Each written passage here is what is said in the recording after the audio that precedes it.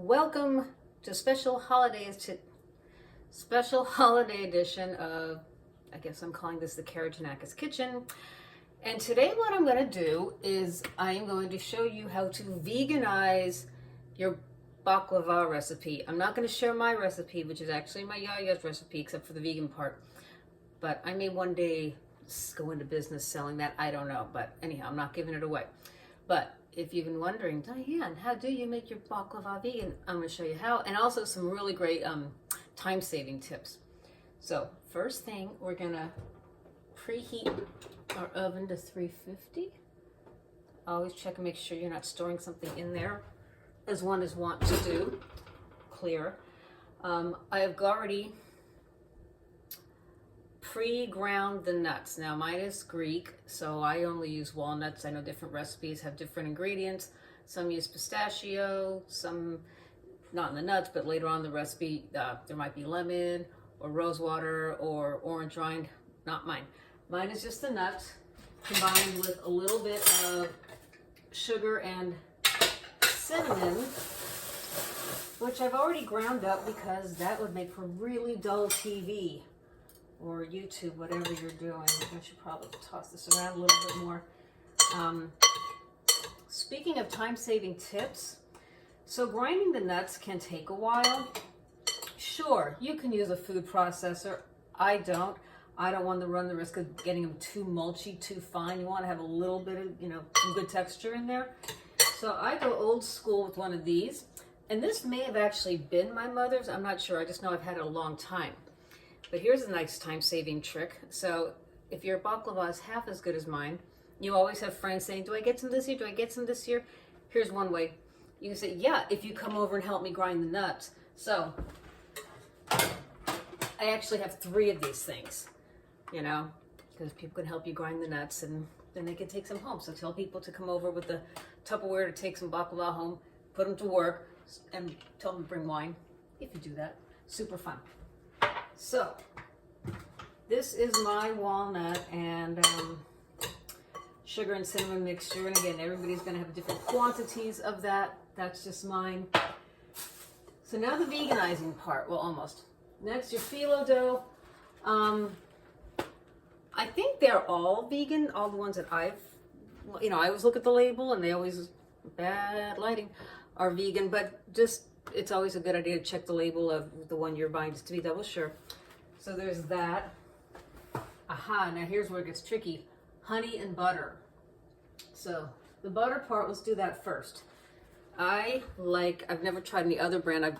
I discovered this and I've been using it ever since. So it's Miyoko's plant milk butter. It's coconut oil and cashews primarily, salted. And the thing to keep in mind though, because of the coconut oil, did I say oat milk? Oh, Jesus. It's coconut oil and cashews primarily. Coconut oil, cashew milk.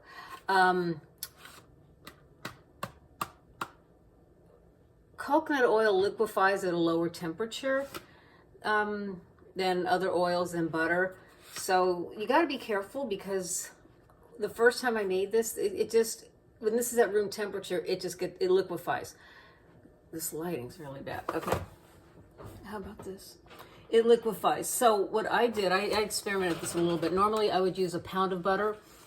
I don't. I use 3/4 of a pound. So this is half a pound. So one of these plus half of another packet. So there's less of it. So it's less prone to get too oily if it's sitting out at room temperature, which is where you want to leave it. You don't want to refrigerate your baklava once it's done. But that said, since I took some of the butter for the original recipe out, I added a little salt back in to keep the flavor profile consistent. So in this case, because I'm missing the equivalent of 1 stick of butter, I put in 1/4 teaspoon of salt, and that will give you that flavor profile that you would get salt-wise with a pound of butter, but with using less, so it's going to be less greasy at room temperature. So there's that, and of course, honey. How do you get vegan honey? I have used agave in the past. It is not bad. It's a very good substitute. However, this stuff,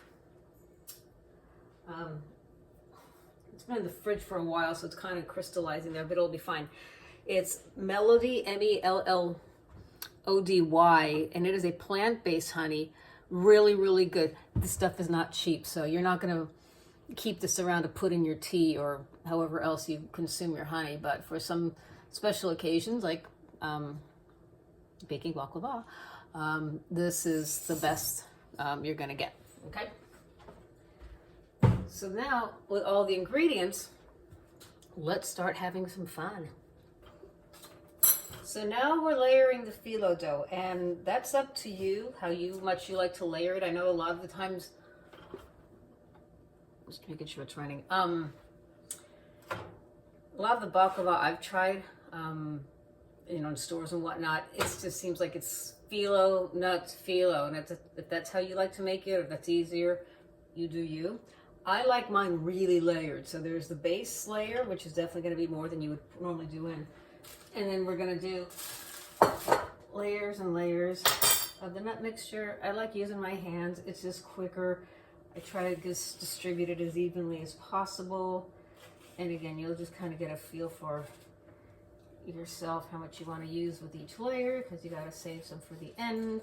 And then on the top, the very last layer of phyllo is when you're going to do a little bit thicker layer, more sheets of phyllo than the in-between. Oh, and here's a really important, huge time-saving thing. This is going to be like the best kept secret. I don't know why it is. A lot of times you'll see recipes with phyllo dough, and I don't understand this. It'll say sheet of phyllo, butter it, sheet of phyllo, butter it, sheet of phyllo, which is insane. Because you think about it, think of like when you, and this is melted butter we're talking about, by the way. I am melting the miyokos in here. It has been melted. You know when you get a drop of oil on something and all of a sudden it's everywhere, like the tiny drop has just ruined an entire piece of your fabric like that? Melted butter is no different. So there's no need for you to like layer in between, because it's all gonna absorb. It's gonna, trust me. So I just saved you about 30 minutes right there, putting layers of butter in between your sheets of phyllo, okay? You're welcome.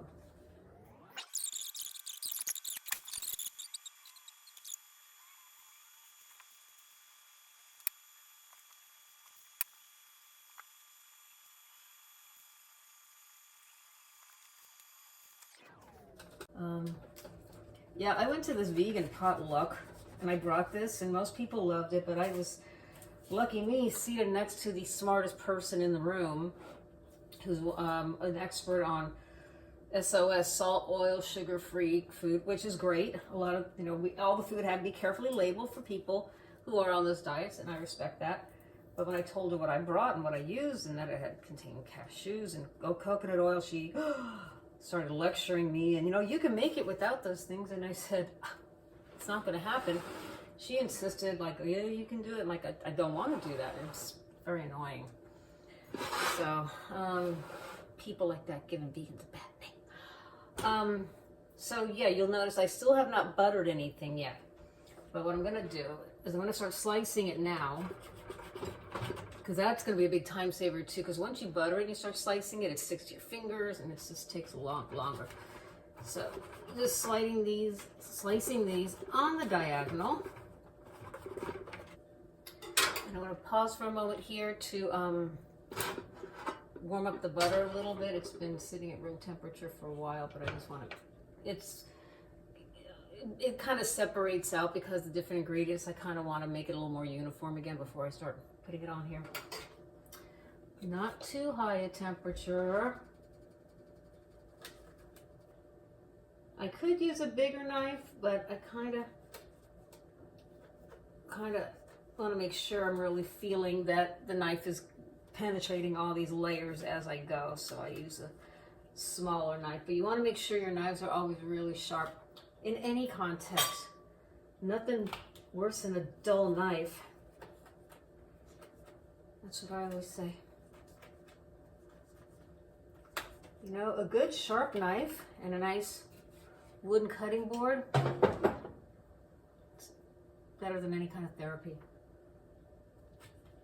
And that's my mental health tip for the day. Cooking, it's visceral therapy. Nice sharp knife and a wooden chopping board, You can work some stuff out that way. And just, you know, when you're like washing your fruits and vegetables under the cool running water, that can be very soothing.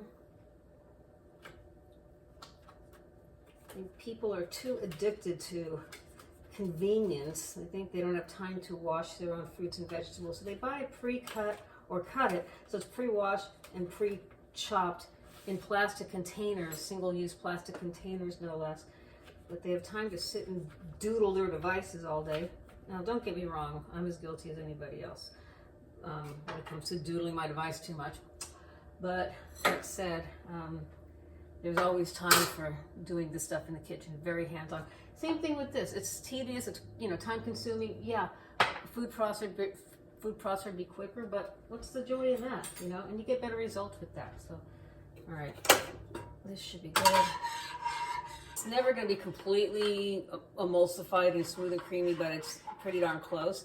So I'm going to start spooning this over the baklava. And immediately it's just absorbing in and going all over the place, which is what you want. And it's going to soak all the way through all those layers. So you didn't have to layer the butter as you went along. After all those years you've been doing it that way. Oven is preheated 350. It's going in. I usually do about 30 minutes, but 30 minutes at 350, and I will turn it halfway. I like it to have that nice toasty brown color on the outside, not too burnt. Although that's happened before and it wasn't bad either. I like things burnt like burnt popcorn, but you don't want it too burnt, okay? So, I need to go find a timer. Halfway point, time to rotate the baklava in the oven. Ooh, it's already looking quite brown. Let's see if you can see that. Pretty, but you can see it's kind of uneven too, and that's why we're rotating it. And it's part of the browning. You're seeing like the really dark bits. That's the solid bits from the vegan butter, and there's just almost nothing to really be done about that because it never fully emulsifies. It has that creamy, perfect, smooth consistency of regular butter. So that's why you do your best to warm it and make sure that doesn't happen, but what are you going to do? As long as it tastes good, that's what matters. So that's got another 15 minutes to go. And I wanted to point out things you must remember to shop for when you're making baklava. They're easy to forget. Your little cupcake hoo-ha things, baking cups, moule à gâteau, as they say in France. So don't forget those. That's the thing I always forget. And then I have to run around to some store the oddest hours to find them. And then you're going to want